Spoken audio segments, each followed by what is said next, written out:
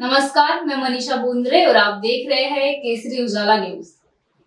विधानसभा में कांग्रेस पार्टी महाराष्ट्र के कार्यकारी अध्यक्ष एवं प्रदेश के पूर्व मंत्री नितिन राउत ने कई मुद्दों पर अपनी बात रखी है। उन्होंने कहा कि 8 लाख से कम वार्षिक आय वाले आर्थिक रूप से पिछड़े वर्ग के छात्रों को सभी पाठ्यक्रमों के लिए 100% शिक्षा शुल्क प्रतिपूर्ति प्रदान की जाएगी, लेकिन 8 लाख की आय सीमा के कारण अभ्यर्थियों के लिए ये मुश्किल हो रहा है। विभिन्न समूह से शैक्षणिक कार्य करने हेतु विद्यार्थियों को विद्यालय प्रवेश से वंचित होना पड़ता है। केंद्र सरकार कार्मिक और शिकायत और पेंशन मंत्रालय कार्मिक और प्रशिक्षण विभाग के माध्यम से उन्नत व्यक्तियों को या अन्य पिछड़े श्रेणियों के समूह को छोड़कर आरक्षण का लाभ देने के लिए आय सीमा में वृद्धि की जा रही है। तो चलिए देखते हैं आगे उन्होंने और क्या कहा। या ठिकाणी सन्माननीय मंत्री महोदयांनी जे उत्तर दिलेलं आहे ते उत्तर म्हणजे खरं म्हणजे पाहिलं तर पडवापडवीचं उत्तर आहे अध्यक्ष महोदय। राज्य शासनाचं जे प्रेम आहे बहुजन समाजावर, ओबीसी समाजावर, 12 बलुतेदारांवर, ते पुतना मावशीचं प्रेम आहे अध्यक्ष महोदय। या ठिकाणी उत्तरामध्ये त्यांनी सांगितलं की डीओपीटी जे केंद्र सरकारचे आहे त्यांच्या निकषाप्रमाणे आम्ही या ठिकाणी हे उत्पन्नाची अट या ठिकाणी लावली आहे, सीलिंग लावलेलं आहे।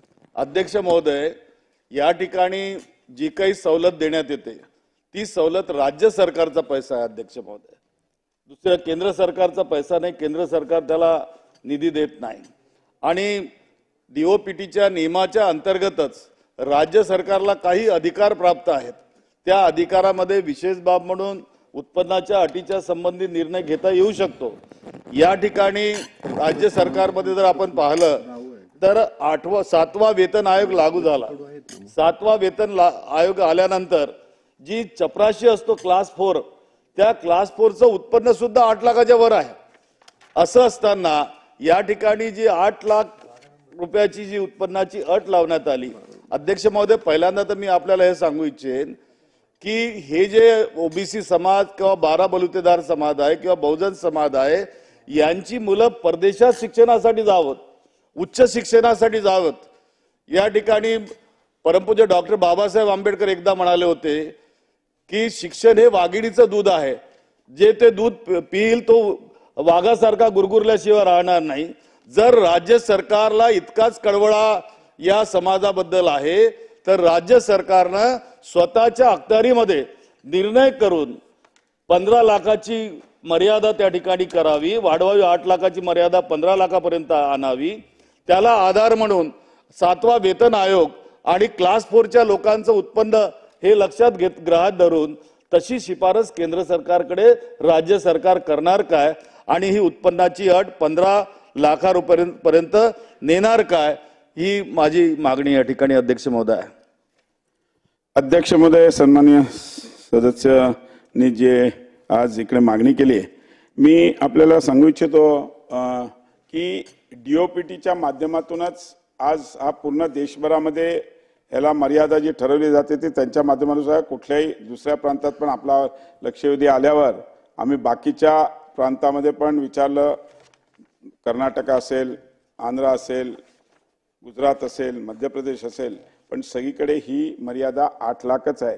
पण आपण म्हटलं ते खरं आहे की 7वा वेतन आयोगानंतर सगळ्यांचं उत्पन्नाचं हे वाढलेलं आहे, तर नक्कीच ह्याचा पाठपुरावा करून केंद्र शासनाकडून ह्याचा 15 लाखापर्यंत मर्यादा करण्याकरता आपण डीओपीटीच्या माध्यमातून ती करण्याकरता आपण पूर्णपणे मागणी करून ती पूर्ण करू, एवढंच या ठिकाणी मी आपल्याला सांगतो। अध्यक्ष महोदय, या ठिकाणी त्यांनी जे उत्तर दिलं ते उत्तरच गोलमोल उत्तर आहे। खऱ्या अर्थाने जेव्हा आरक्षणाचे प्रश्न उद्भवतात, या ठिकाणी आरक्षणाचे प्रश्न उद्भवत असताना आपण एखाद्या समाजाला जर आरक्षण द्यायचं असतं तर आपण आयोगाकडे शिफारस करतो, त्यासाठी बैठका घेतो। आज जेव्हा या ठिकाणी राज्यामध्ये मराठा समाज आणि ओबीसी समाजाचा वाद सुरू आहे आरक्षणाबद्दल, राज्य सरकारनं या ठिकाणी अनेक बैठका घेतल्यात, अनेक आश्वासनं दिलेत, अनेक नियमावलीमध्ये बदल केले आहेत। मग तेच निकष या ठिकाणी बहुजन समाजाबद्दल का लावण्यात येऊ नयेत?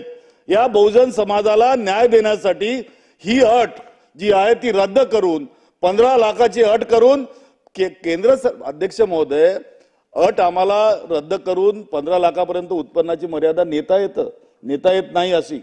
जेव्हा डीओपीटी किंवा केंद्र सरकार ऑब्जेक्शन त्याच्यावर घेईल त्याच्यानंतर बाकीचा भाग होऊ शकतो. आणि मला तरी वाटतं की केंद्र सरकार यावर ऑब्जेक्शन घेणार नाही. करिता 7वा वेतन आयोगाचे निकष धरून केंद्र सरकारने 15 लाखापर्यंत ती मर्यादा न्यावी ही विनंती मी या ठिकाणी आपल्या वतीनं सन्माननीय मंत्री महोदयांना आणि सरकारला करू इच्छितो.